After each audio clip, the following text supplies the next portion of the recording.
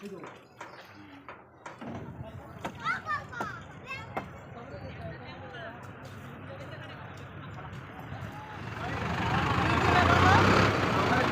আর গুড় আর কারোই ফাটেনি।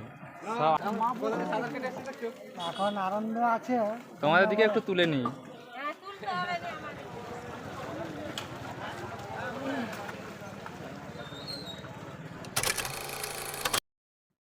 নমস্কার, একান্ত আপন ব্লগে আপনাদের সবাইকে স্বাগত জানাই। আজকে আমি আপনাদের একটি অন্য ধরনের ব্লগ শেয়ার করব। বিগত কয়েকদিনের প্রবল বর্ষণের ফলে পশ্চিমবঙ্গের দক্ষিণবঙ্গের বিভিন্ন জেলায় যে ভয়াবহ বন্যার পরিস্থিতি সৃষ্টি হয়েছে, তার মধ্যে পশ্চিম মেদিনীপুর জেলার ঘাটালও রয়েছে। এটি যে একটি ব্যস্ত সড়ক সেটি কে বলবে? দেখে মনে হচ্ছে যেন নদী। বড় বড় পুকুর ডুবে যাওয়ায় মানুষজন রাস্তার উপরেই মাছ ধরছে। নমস্কার বন্ধুরা, আমি এখন দাঁড়িয়ে আছি ঘাটাল থানার বড়দা চৌকানে। এই যে এইখানটা দিয়ে দাঁড়িয়ে আছি, এটি ঘাটাল মেদিনীপুর রাজ্য সড়ক, যেখানে প্রত্যহ হাজার হাজার বাস লরি যাতায়াত করে। এখন দেখুন সেটা পুরো নদীর আকার ধারণ করেছে।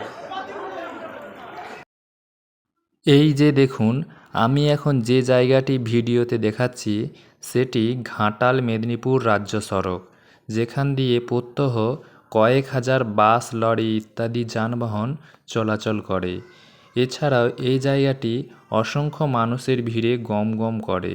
সেখান দিয়ে ছোট ছোট নৌকা আর ডিঙিয়ে করে মানুষ যাতায়াত করছে আর রাস্তার উপরে মাছ ধরছে। এই বন্যা হলো মানুষের কাছে সামাজিক অভিশাপ। বন্যা হলে মানুষের যে কী অসুবিধা হয় তা যারা ভুক্তভোগী মানুষ শুধুমাত্র তারাই জানে। ঘরবাড়ি, রাস্তাঘাট, দোকান বাজার সব কিছুই থাকে জলের তলায়। না থাকে ইলেকট্রিক, না থাকে পানীয় জল। শুধুমাত্র মানুষই নয়, পথ কুকুররাও ভীষণ অসুবিধায় পড়ে। এছাড়াও গবাদি পশুদেরও ভীষণ অসুবিধা হয়। এমন অনেক মানুষ থাকেন যাদেরকে কোনো উঁচু স্থানে অথবা রাস্তার উপর খোলা জায়গায় রাত কাটাতে হয়। রাস্তার উপরেই রান্না বান্না করে মানুষকে খাওয়া দাওয়া করতে হয়। আবার অনেক মানুষ বাড়ির ছাদে বা অন্য কোনো ব্যক্তির বাড়িতে গিয়ে আশ্রয় নেন। এই বন্যা দুর্গত মানুষদের দুর্দশা সত্যিই ভাষায় প্রকাশ করা যায় না। এত কষ্টের মধ্যেও এই অসহায় মানুষগুলোর মুখে লেগে থাকে অমলিন হাসি। এখন আনন্দ আছে। তোমাদের দিকে একটু তুলে নিই।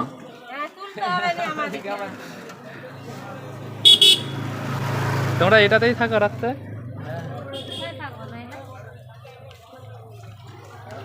এই সব মানুষগুলো এটাই স্বাভাবিক নিয়ম বলে মেনে নিয়েছে। এই সময় কোনো পরিবারের কোনো ব্যক্তির যদি মৃত্যু হয়, তাকে দাহ করতে সেই মৃতের পরিবারের ভীষণ অসুবিধার সম্মুখীন হতে হয়। তাদেরকে অনেক দূরবর্তী স্থানে দাহ করতে নিয়ে যেতে হয়।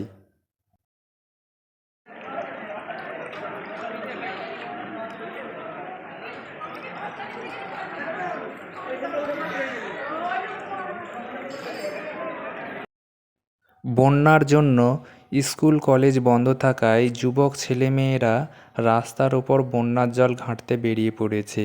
তারাই বা কী করবে বলুন? সারাদিন তো আর বাড়ির মধ্যে বসে থাকতে কারই বা ভালো লাগে।